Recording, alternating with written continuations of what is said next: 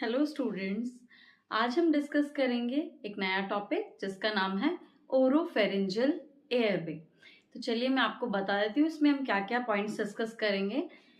इसमें हम डिस्कस करेंगे parts of oropharyngeal airway, insertion of oropharyngeal airway, मतलब जब भी हम ओरोफेरिंजियल एयरवे इंसर्ट करते हैं तो कैसे इंसर्ट करते हैं, इंडिकेशन क्या होते हैं ओरोफेरिंजियल एयरवे इंसर्ट करने के, कॉन्ट्राइंडिकेशन क्या होते हैं, साइजेस और कौन कौन से इसकी कलर कोडिंग होती है, कौन कौन से साइजेस में अवेलेबल होता है, या वो साइजेस हम किन में यूज करते हैं, मतलब इन्फेंट्स में हम कौन सा साइज यूज करेंगे, न्यूनेट्स में कौन सा करेंगे, ठीक है, या चिल्ड्रंस में या एडल्ट एज ग्रुप है उसमें हम कौन सा कलर कोडिंग या कौन सा साइज उस ओरोफेरिंजियल एयरवे का यूज करेंगे। ये सब चीजें हम डिस्कस करने वाले हैं। ठीक है, सबसे पहले हम डिस्कस करते हैं एक छोटे से क्वेश्चन के साथ। इसमें मैंने यहाँ पर लिखा हुआ है ऑल्सो नोन एज। तो मेरा क्वेश्चन है कि जो भी ओरोफेरिंजियल एयरवे होता है इसको हम और किस नाम से जानते हैं। ठीक है, तो इसको हम जानते हैं, दूसरा नाम इसका है ग्यूडेल्स एयरवे। ओरोफेरिंजियल एयरवे को और दूसरे नाम से हम जानते हैं ग्यूडेल्स एयरवे। तो आपके लिए एक इंपॉर्टेंट पॉइंट है, इसको याद रखिएगा। कभी अगर क्वेश्चन में आया कि ग्यूडेल्स एयरवे किस चीज के लिए यूज होता है, तो आपको अगर इसका दूसरा नाम नहीं पता है कि ओरोफेरिंजियल एयरवे के लिए हम टर्म यूज करते हैं ग्यूडेल्स एयरवे, तो आप उस क्वेश्चन को गलत कर सकते हैं। ठीक है, तो ये चीज आप मेनली याद रखिएगा। यहाँ पर मैं एक स्टार मार्क कर दूँ। दूसरा है पार्ट्स। तो जो भी ओरोफेरिंजियल एयरवे होता है उसके पार्ट्स कौन कौन से होते हैं, तो मैं आपको बताती हूँ एक ओरोफेरिंजियल एयरवे की हेल्प से। ये मेरे पास एक ओरोफेरिंजियल एयरवे रखा हुआ है ना, ये गुडेल एयरवे भी बोलते हैं जिसको हम। ठीक है, ध्यान से देखिए, ये इसका स्टार्टिंग पोर्शन है। ठीक है, मान लो हेड, मान लो इसको सपोज, ये इसका टेल पोर्शन है। क्लियर आपको? ठीक है, तो जो हेड पोर्शन है इसमें आपको दिख रहा होगा कलर है बीच में। ठीक है, तो ये जो कलर है इस एरिया से, इस कलर से हम मतलब डिसाइड करते हैं कि कलर कोडिंग कौन सी है। मतलब ये मान लो रेड कलर का है, कोई लाइट ग्रीन होगा, कोई ब्लू कलर होगा, कोई ग्रीन कलर का होगा, है ना। तो ये कलर कोडिंग के लिए दिया जाता है। फिर देखिए यहाँ पर आपको बीच में एक होल सा दिख रहा होगा, इस कलर कोडिंग के बीच में आपको एक होल दिख रहा होगा। ठीक है, ये होल होता है हमारा। इसके बाद जो ये दिख रहा है आपको, यहाँ से साइड से देखिए, इसके इस एजेस में ये वाला एरिया, इसको हम बोलते हैं फ्लैंज। इसको हम क्या बोलते हैं? फ्लैंज। अब मेनली आपको ये पता रखना है कि फ्लैंज का काम क्या होता है।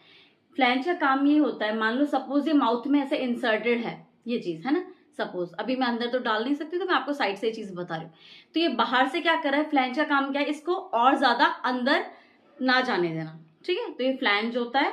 ठीक है, फिर आप देखिए अगर यहाँ से ये मैंने आपको जैसे कि बता दिया फ्लैंज है, ये कलर कोडिंग के लिए यहाँ पर होल है। फिर ये वाला पार्ट देखिए, ये वाला इतना, सिर्फ ये वाला बॉक्स वाला पार्ट, इसको हम बोलते हैं रीइंफोर्स्ड बाइट ब्लॉक। ठीक है, इसको क्या बोलते हैं? Reinforced bite block. ठीक है, इसके बाद ये जो इतना पार्ट होता है इसको हम बोलते हैं बॉडी। ये इसका क्या पोर्शन होता है? बॉडी वाला पोर्शन होता है, जो कि पीवीसी से बना होता है। फिर ये जो टेल पोर्शन होता है, इस टेल पोर्शन में आप देखिएगा ये इसके एजेस आपको देखने को मिलेंगे टेपर्ड एज। तो ये टेपर्ड एज इसलिए होता है जिससे कि क्या हो कि अगर हम माउथ में इंसर्ट कर रहे हैं किसी पेशेंट के, तो वहां पर ट्रॉमा कॉज ना करे। ठीक है, तो आपको अभी मैंने इसके पार्ट्स बताए हैं। फ्लैंज जो कि आपको मेनली याद रखना है, body, reinforced bite block, tapered edge जो कि टेल वाले पोर्शन में है, to reduce the chances of trauma. ठीक है, और ये कलर कोडिंग इससे हम डिसाइड करते हैं। ठीक है, मेरे पास एक और ओरोफेरिंजियल एयरवे है, ये येलो कलर का है and this is of red colour. ठीक है, इसके बाद मैं आपको बताती हूँ हाउ टू इंसर्ट ओरोफेरिंजियल एयरवे, कि जो भी ओरोफेरिंजियल एयरवे है उसको इंसर्ट कैसे करना है किसी भी पर्सन के माउथ में, कैसे उसको इंसर्ट करना है। ठीक है, तो मान लो सपोज ये ओरोफेरिंजियल एयरवे है। अब इंसर्शन से पहले मैंने शायद से एक पॉइंट यहाँ पर डिस्कस के लिए नहीं लिखा है, लेकिन मैं लिख देती हूँ, मेजरमेंट। कि जब भी आप एक ओरोफेरिंजियल एयरवे इंसर्ट कर रहे हो तो उससे पहले आपको कैसे पता चलेगा कि चिल्ड्रन में कौन सा वाला डालना है, एडल्ट्स में कौन सा ओरोफेरिंजियल एयरवे इंसर्ट करना है। ठीक है, तो उसके लिए एक मेजरमेंट की एक टेक्निक होती है। उसके लिए हम क्या करते हैं, ध्यान दीजिए आप। तो ये हमारे इंसिजर टीथ होते हैं ना, इसके मिड पॉइंट से लेके हम जो भी हमारा जॉ एंगल होता है, जॉ एंगल ये वाला है ना, तो यहां से लेके हम यहाँ तक क्या करेंगे, मेजर करते हैं। इंसिजर वाले मिड पॉइंट से लेके हम क्या करें, जॉ एंगल के यहाँ तक मेजर करेंगे। टेल कहाँ होनी चाहिए, जॉ एंगल पे होनी चाहिए, जबकि जो स्टार्टिंग वाला पोर्शन है इसका, इस वाले पोर्शन को हमें कहाँ रखना है, at the mid point of incision. इसके अकॉर्डिंग हम क्या कर देखते हैं, जो भी साइजेस की कौन से पर्सन में कौन सा साइज हमें यूज करना है, ठीक है, इससे हम मेजरमेंट करते हैं। अब दूसरी चीज है कि इंसर्ट कैसे करेंगे हम इसे, ठीक है। तो एक चीज ध्यान रखिएगा, पहले इसको देखिए, ध्यान से देखिए, सॉरी, अभी इसे ध्यान से देखिए, ठीक है। हेड पोर्शन, टेल पोर्शन, ये बॉडी। नॉर्मली अगर आप एक लेरिंजोस्कोप को ध्यान से, अगर आपको दिमाग में रखना है कि लेरिंजोस्कोप कैसे रहता है, सपोज इसको ऐसे रखो अभी, ठीक है, इस वे में रखिए। अब जब भी इसको इंसर्ट करें, मान लो सपोज अगर मैं अपने आपको एक पेशेंट या कोई क्लाइंट मानूं, कैसे इंसर्ट करना है, सपोज मैं यहाँ से साइड से आपको बताती हूँ, माउथ में इंसर्ट करके तो नहीं बताऊंगी, ठीक है। तो ये क्या है, इस पोर्शन को हमेशा में बाहर की साइड रखना है, कि मतलब अगर मैं देखूं तो ये जो कलर्ड पोर्शन है, इतना पार्ट, ये मुझे कहाँ दिखेगा, आउटसाइड द माउथ। अब नाम से ही पता चला, ओरोफेरिंजियल एयरवे, मतलब ऐसा एयरवे जो ओरल रूट के थ्रू फेरिंग्स तक जाए, ठीक है, ऐसा एयरवे। तो ऐसे इंसर्ट करेंगे। नॉर्मली जब आप इंसर्ट करते हो तो हमेशा आपका ये ऊपर वाला साइड है, इसको बोलेंगे अप साइड। तो हमेशा क्या करना है, इसको उल्टा रखना होता है।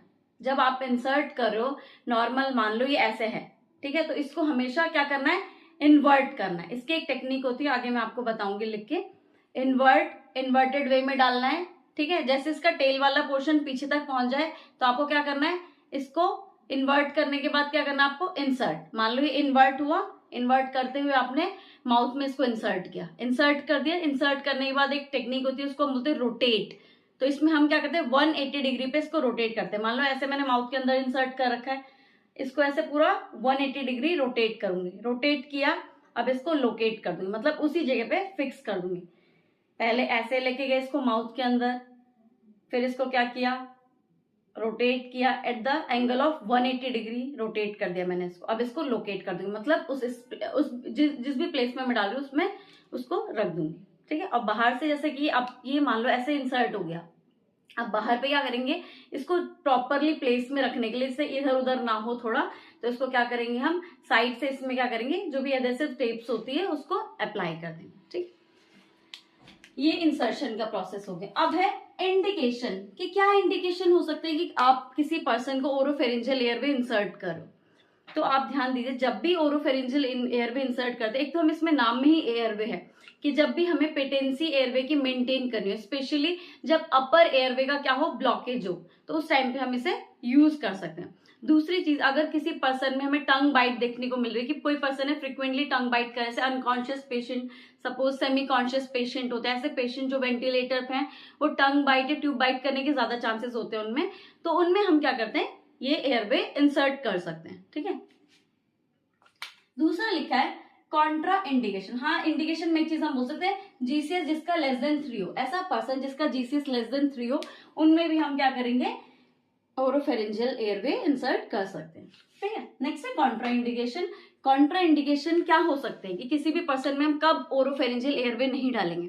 ऑब्वियस सी बात है, जब किसी पर्सन का गैग रिफ्लेक्स एक्टिव रहेगा, मतलब मान लो जो अनकॉन्शियस पेशेंट होते हैं उनमें गैग रिफ्लेक्स कैसा होता है, जिनका जीसीएस 3 से कम होता है, उनका गैग रिफ्लेक्स क्या होता है, खत्म रहता है, मतलब बिल्कुल भी काम नहीं करता, एक्टिव नहीं रहता है। लेकिन जो एक्टिव पेशेंट होंगे या जो कॉन्शियस पेशेंट होते हैं, उनका गैग रिफ्लेक्स कैसा रहता है, एक्टिव है, या उनका कफ रिफ्लेक्स है अगर एक्टिव है, तो उनमें आप कभी भी ओरोफेरिंजियल एयरवे इंसर्ट नहीं करेंगे।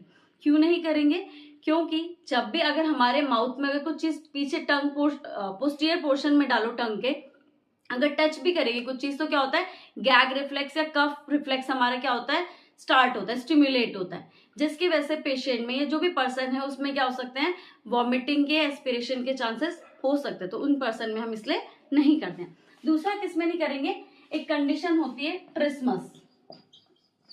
ट्रिस्मस को हम दूसरे नाम से बोलते हैं लॉक जॉ, जो कि हमें टिटनी वाली कंडीशन में देखने को मिलती है, उसमें भी नहीं करेंगे। और अगर कोई पेशेंट है जिसका माउथ पूरा यहाँ पर, ये मतलब अगर उसके दांत टूटे हुए हैं या इसका पूरा माउथ के इंजरी होगी, यहाँ पर ट्रॉमा हो रखा है, ओरल ट्रॉमा, तो उसमें भी हम ओरोफेरिंजियल एयरवे इंसर्ट नहीं करेंगे, ठीक है।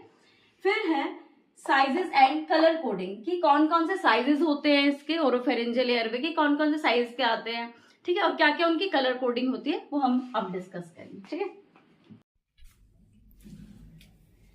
ठीक है स्टूडेंट्स, तो मैंने ये सारी चीजें मेंशन कर दी हैं, इसके colour coding, sizes and length. ठीक है, तो लाइट पिंक जो कलर होगा उसका जो साइज होगा वो 000 के अकॉर्डिंग हम उसे याद रखते हैं। कोई बोला 000 वाला हमारे लिए वो लेके आ जाओ ओरोफेरिंजियल एयरवे, तो आपको याद रखना है लाइट पिंक कलर वाला लाना है। और इसकी लेंथ होती है 30 mm। 00 वाला जो साइज होता है वो होता है ब्लू कलर का, ठीक है, जिसकी लेंथ होती है 40 mm। ब्लैक कलर का जो भी ओरोफेरिंजियल एयरवे होगा उसका साइज होगा 0, जिसकी लेंथ होगी 50 mm। ठीक है, व्हाइट कलर वाले का साइज होगा 1 mm, length is 60 mm।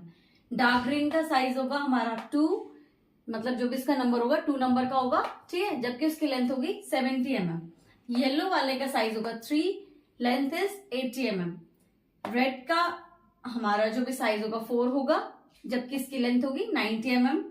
Light blue जो कलर है उसकी जो साइज है वो 5 होगा, लेंथ होगी 100 mm।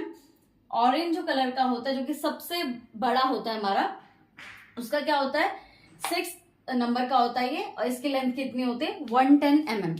तो सबसे छोटा कौन सा इसमें देखिए लाइट पिंक वाला, जिसका साइज क्या है 000 और लेंथ कितनी है सिर्फ 30 mm। सबसे बड़ा वाला जो हमारा ओरोफेरिंजियल एयरवे है वो कौन सा है, ऑरेंज कलर का है, 6 नंबर वाला है, और लेंथ जिसकी कितनी है 110 mm। लेंथ वेरी कर सकती है अलग अलग कंपनीज के प्रोडक्ट के अकॉर्डिंग, थोड़ी बहुत मतलब 5-10 mm वेरी कर सकती है।